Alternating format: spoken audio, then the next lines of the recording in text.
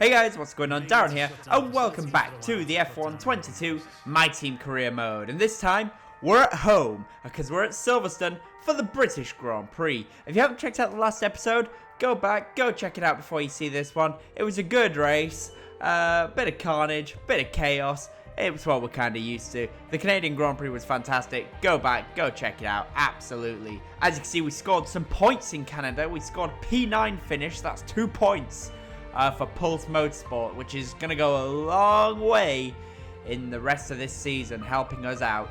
See here in the standings, Leclerc still absolutely dominating the standings from Max Verstappen in second. And we're on 8 points, and we'll be looking to build on that here at home in Silverstone. It's time now for qualifying.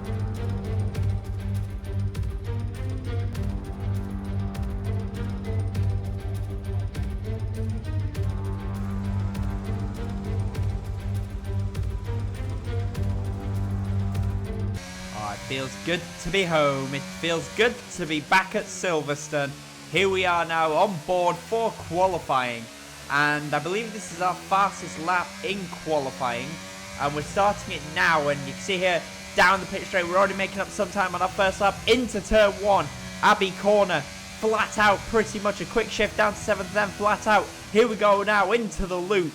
This is the new section of track that was built for 2010. And yeah, it's been fantastic. It's a great addition to the circuit, even though I do love the old bridge corner. Now going down the Wellington straight, open up the DRS. That's the first of 2 DRS zones here at Silverstone before you flick it into Brooklands corner. Brooklands, this long left-hander. Then you got the right-hander here at Luffield. Luffield, a great corner that feels like it's never, ever ending. But then on the exit of Luffield, you've got Woodcote corner, and then it's down the old pit straight. This is the old pit straight into then Copse corner.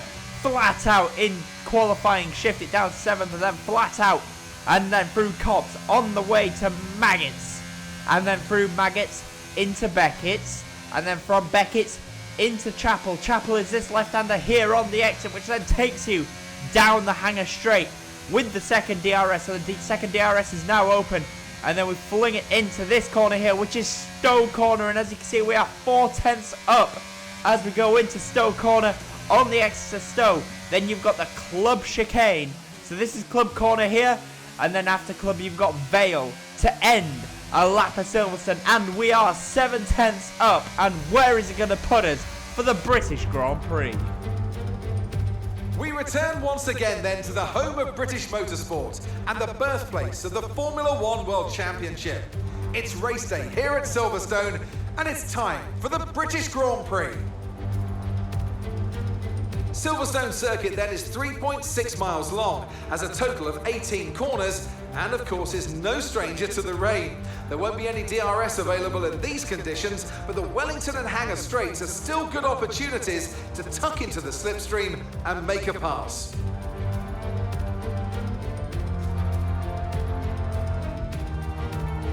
Off the back of a fantastic qualifying session, it's time to see how our starting grid looks like for today's race. Charles Leclerc lines up on pole position, and a very happy Carlos Sainz will start second. Looking down the rest of the grid, we have Verstappen, Russell, and Sir Lewis Hamilton, and Perez, Norris, Bottas, Fernando Alonso, and Daniel Ricciardo, Ocon, Magnussen, Mick Schumacher, and Joe, Vettel, Bennett, Yuki Tsunoda, and Alex Albon, Stroll, Théo Pourchaire, Gasly, and Nicholas Latifi.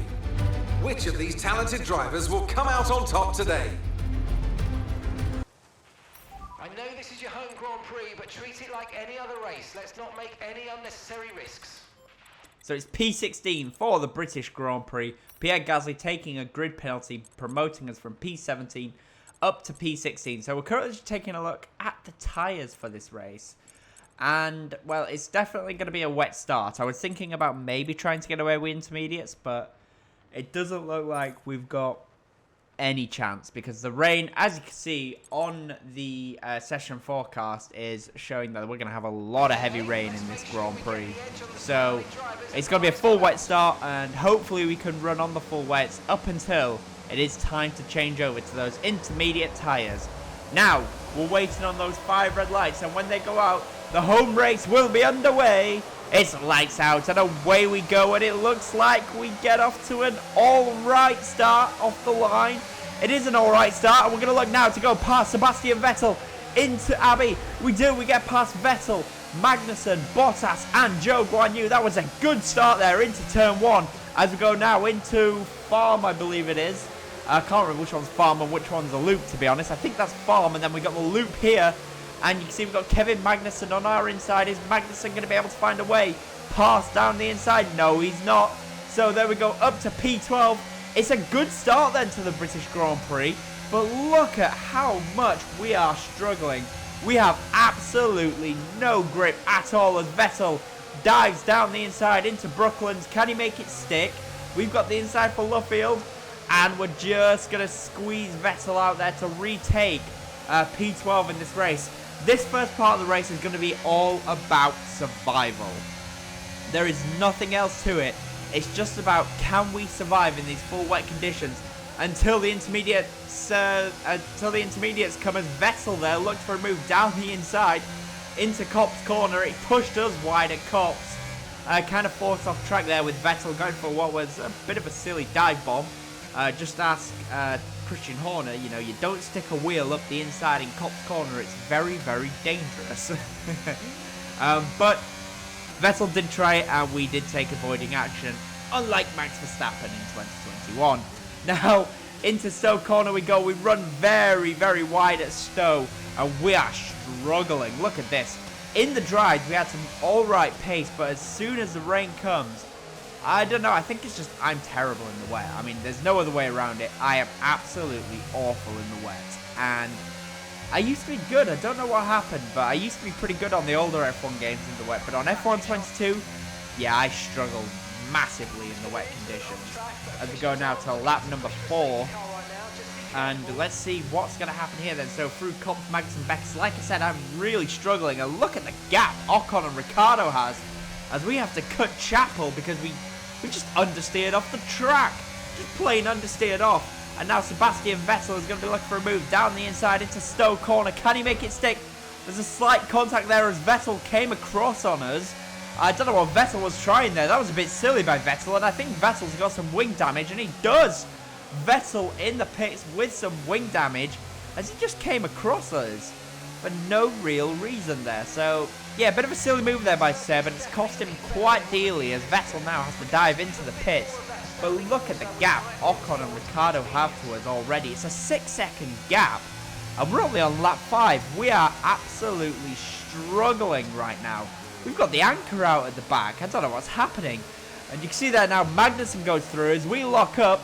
And we go to the inside here, and Magnussen takes the racing line, and he hits us, and we spin round. And, you know, that was probably my fault. I feel like that was my fault, absolutely there. And we've just lost a huge amount of places there as we drop all the way down to P19 as we go to lap 8 now. And we take a look at the MFD, because as you can see here, we've lost 2.5 seconds to Stroll, and we are struggling even more. Like, we were struggling before, but now we are really, really struggling. And that is why, after our collision with Kevin Magnussen, we have suffered some front wing damage. And look at that, into Copse corner. Yeah, we just got no grip. We got no grip as we go to lap 9. And look at that, now we're 5.3 seconds behind Stroll. So we decided, you know what? Got to come in. We've just got to come in. So we're going to come into the pits, change the front wing, and put on that intermediate tyres and just hope it can work. I'm so sorry, guys. Like, this is fully my fault. I feel like this is my fault. I was bloody awful in this race, and I feel like that was my fault. Like, that was a silly move to try and get down the inside on Kevin Magnussen there. I really should have given up after I locked up, but I tried to make it stick, and yeah, it was a terrible idea. And now we're in the pits, and we're down in last place. So, yeah, this race is a bit of a disaster. As we go now to lap 17, and let's see here, we go into Stowe corner, and yeah, we just lose the back and into the wall, and we are out. of the British Grand Prix. Yeah, that's the race. That was the race. It was a very bad race for me. And I apologize to you guys that you guys have just had to sit through what was an awful race. Yeah, we had no pace. Like, we had absolutely no pace. And then we just lost control at Stowe Corner, into the wall. And that's the end of our British Grand Prix. What a disaster for Pulse Motorsports after what was, of course, a great Canadian Grand Prix.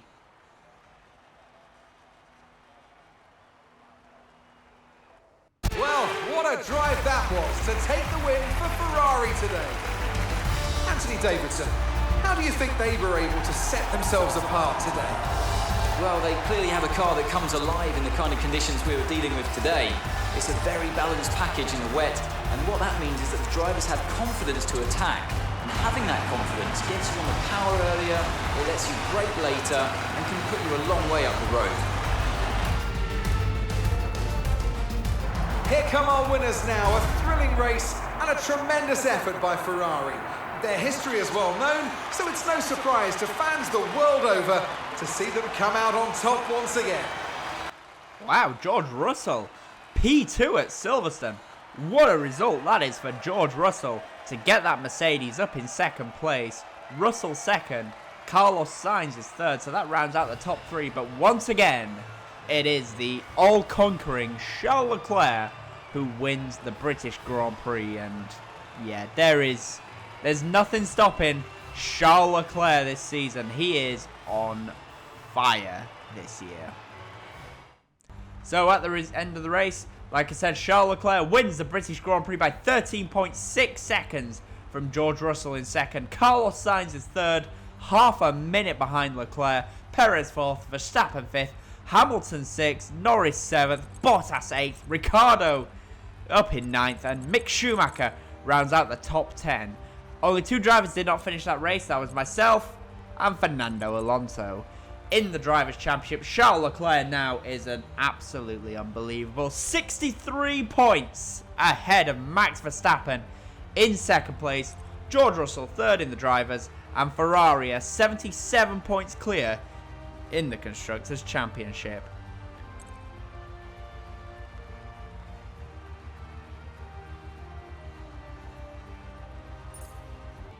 So I hope you guys enjoyed that race. It wasn't a great race, I admit, but I hope you guys enjoyed it. And we've had an ERS failure as well, so what a way to end the episode.